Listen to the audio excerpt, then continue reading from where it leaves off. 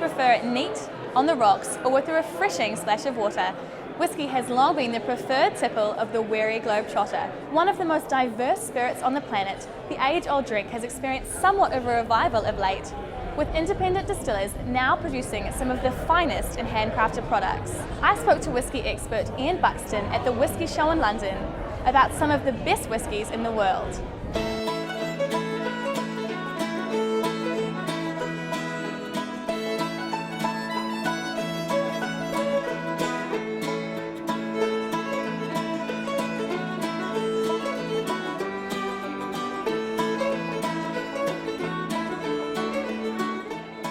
I'm Ian Buxton, whiskey writer and whiskey commentator. I've worked in the whiskey industry for about 25 years and most recently published two books, 101 Whiskies to Try Before You Die, which I'm delighted has just reprinted in its second edition, and a follow-up, 101 World Whiskies to Try Before You Die. I was trying to look at whiskies which, first of all, would give people a great bang for their buck. They had to be great value for money.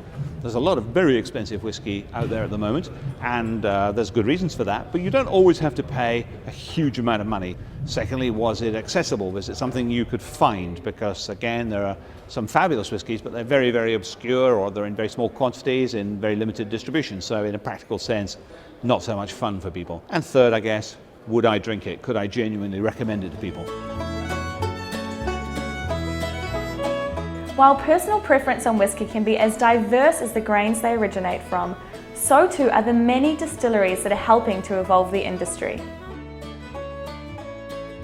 Well, it's very, very exciting at the moment what is happening. All the traditional companies, traditional countries are expanding, they're growing, they're bringing out new whiskies. But what we're seeing is a new world of whiskey. So, for example, whiskey is now being made in France, it's being made in Belgium, it's being made in Finland. I was just speaking to people today making whiskey in New Zealand, and almost anywhere you throw a stick and you're going to find somebody making whiskey.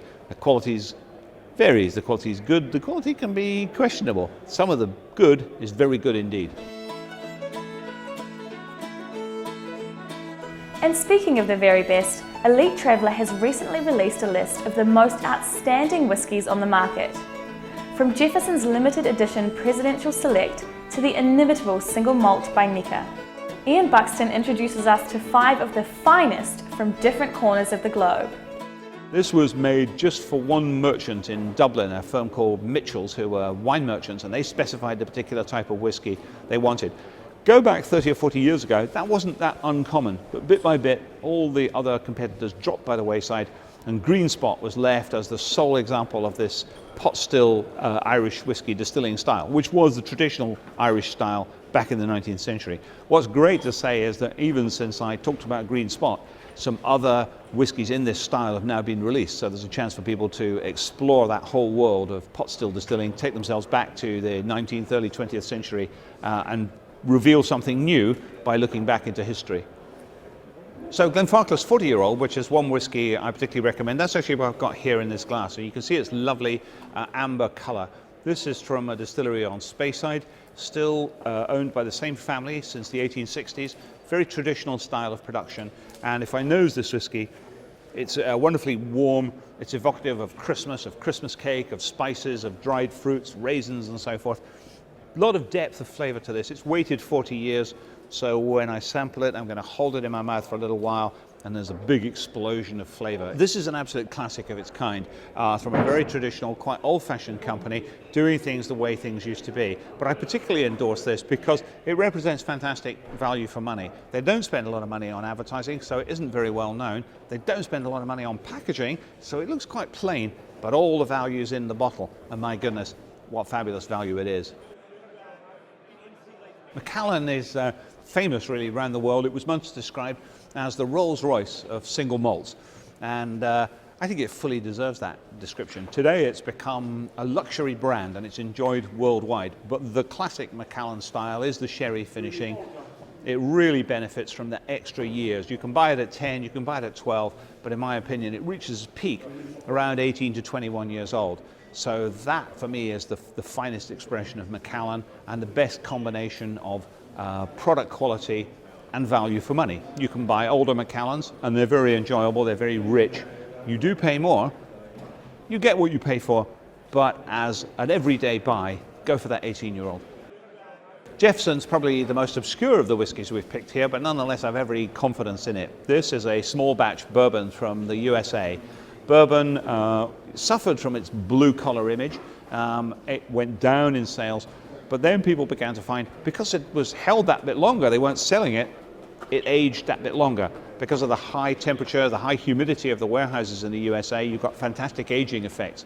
And the Jefferson people have been able to select individual barrels to buy from some of the best distilleries to blend and vat their bourbon to provide a really quite unusual experience. So if you like bourbon, pay extra, move up, try something like this Jefferson 17-year-old.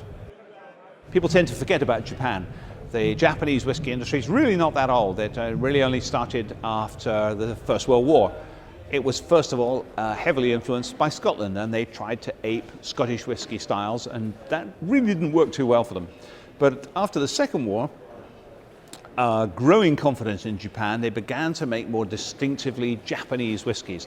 And so they have now single malts, made in a slightly different way, using slightly different a mixture of ingredients and using Japanese wood.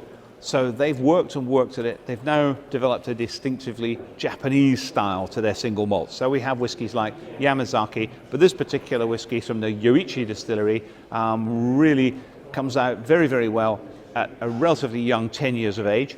So if you'd like to try Japanese whiskey, which is one of the 5 great classic styles around the world, this would be a fantastic entry point to Japanese whiskey. You will find more information on all of these whiskies and the others that made the world's best list at elitetraveller.com. In an exclusive video up next, we will show you how to make one of the oldest whiskey cocktails, the Coquetier, a new take on the classic Sazerac. For more insights into the world of fine wine and spirits, head to Elite Traveller TV.